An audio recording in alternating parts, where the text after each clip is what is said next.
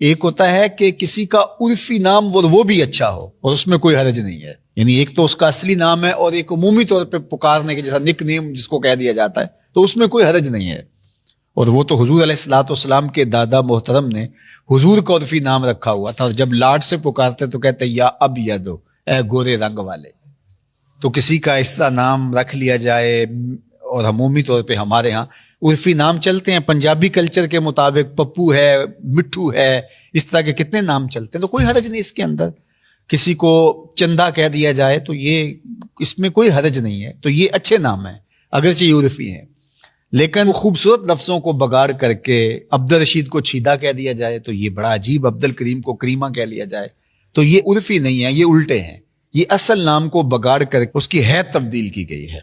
تو جو عرفی نام ہے وہ کوئی الگ سے ہو لیکن ہو خوبصورت تو اس میں کوئی حرج نہیں ہے، اور وہ رکھ لینا چاہیے، بلکہ بیوی کا بھی رکھ لینا چاہیے۔ حضور حضرت سیدہ عائشہ رضی اللہ تعالی عنہا کو حمیرہ کہہ کے پکارا کرتے تھے۔ حمیرہ کہتے ہیں سرخ رنگ والی، تو حضور حمیرہ کہہ کے لاڈ سے پکارا کرتے تھے۔ تو بیوی کا ایک تو نام عرفی ہے، لیکن شوہر لاڈ سے اگر کوئی نام الگ سے رکھ لے تو اس کو اجازت ہے، اور یہ حضور علیہ السلام کی سنت ہے، اور اس سے عورت جو ہے وہ ایک خوشی اور ایک فرحت محسوس کرتی ہے کہ میرے لیے خاص یہ نام رکھا گیا ہے۔ اس طرح بچوں کے لیے گھر کے اندر اگر کوئی ایسا نام رکھ لیا جائے جس سے انہیں فرحت اور خوشی محسوس ہو رہی ہو اور وہ ان کی شخصیت ڈیمیج نہ ہو رہی ہو اس سے، تو کوئی حرج نہیں ہے، بلکہ رکھ لینا چاہیے۔ تو اچھے، ستھرے، سہل، آسان، جو زبان پر آسانی سے چڑھ جاتے ہوں اور وہ بامعنی بھی ہوں، با مقصد بھی ہوں۔ اور احب الاسماء اللہ عبداللہ و عبد الرحمن، اللہ کو سب سے زیادہ جو محبوب نام ہے وہ عبداللہ اور عبد الرحمن ہے۔ بندوں کے نام جو بھی ہوں ان میں اللہ کو سب سے پسند نام جو ہیں وہ یہ دو نام ہیں، کسی کا نام عبداللہ رکھا جائے یا عبد الرحمن رکھا جائے، عبداللہ رکھا جائے یا عبید اللہ رکھا جائے یا عبید الرحمن رکھا جائے۔ عبد کی تصغیر عبید ہے، اور اس طرح عبداللہ رکھ دیا جائے یا عبید اللہ رکھ دیا جائے، عبد الرحمن رکھ دیا جائے یا عبید الرحمن رکھ دیا جائے، یا اللہ کے جتنے بھی صفاتی نام ہیں ان کے ساتھ عبد کی اضافت کے ساتھ کوئی نام رکھ لیا جائے۔ اور پھر دوسرا حضور کے ناموں پر سمو باسمی، فرمایا میرے نام پہ نام رکھو۔ حضور کے متعدد اسماء ہیں، ان اسماء میں سے کسی اسم مبارک پر اپنی اولاد کا نام رکھ لیا جائے۔ اللہ اکبر۔ علماء نے لکھا کہ جس دسترخوان پر محمد نام کا بچہ ہوگا اللہ اس دسترخوان پہ برکتوں کا نزول فرمائے گا۔ سیرت حلبیہ میں امام برہان الدین حلبی نے لکھا ہے کہ قیامت کا دن ہوگا تو اللہ آواز دے کے پکارے گا یا محمد، تو اس نام کے جتنے لوگ ہوں گے محمد نام کے تو وہ اس آواز پہ لپکتے ہوئے دوڑ پڑیں گے، تو اللہ تعالیٰ فرمائے گا میں نے تمہیں تو نہیں بلایا، میں نے تو اپنے محبوب کو بلایا ہے۔ تو وہ کہیں گے مالک نام تو یہی تھا تو ہم اس نام پہ آ گئے، تو اللہ فرمائے گا اچھا آگے ہو تو چلو یہ راستہ جنت کو جا رہا ہے، اس نام کے صدقے معاف کر دے گا۔ اللہ اکبر۔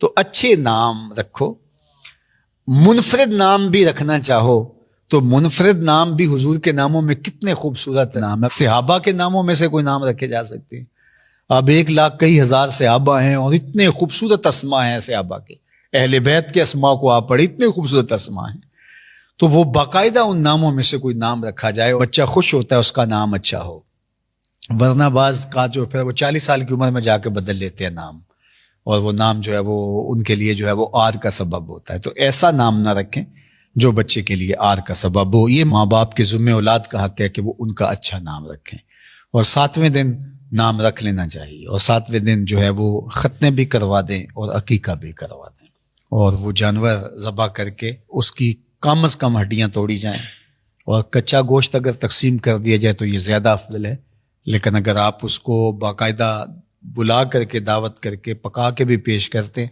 تو یہ غریب، امیر، دوست، احباب سب کے لیے ہے تو یہ صدقہ ہے، لیکن یہ صدقہ واجبہ نہیں ہے کہ جس کو امیر نہ کھا سکے، تو اس کو سب لوگ لے سکتے ہیں، تو عقیقہ کیا جائے، یہ دعوت ہے۔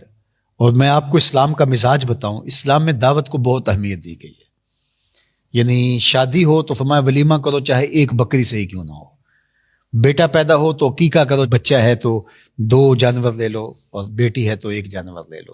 اسی طرح خوشی ملتی ہے تو اس پر جو ہے وہ دعوت کی جائے۔ عربوں میں تو بڑی قسموں کی دعوتیں ہیں، کوئی سفر سے واپس آئے تو اس کی دعوت ہے، اس کا جو ہے وہ نام ہے، کوئی مصیبت سے نکلے تو اس کی دعوت ہے، اس کا الگ نام ہے. اس طرح شادی کی دعوت ہے، اس کا الگ نام ہے. 16-17 غالباً ان کی دعوتوں کی اقسام ہیں جن کے الگ الگ نام ہیں. تو مختلف طریقوں سے یعنی لوگوں کو کھانا کھلانے کی ترغیب جو بتائی گئی ہے، ضیافت ان دعوتوں میں سے ایک ہے.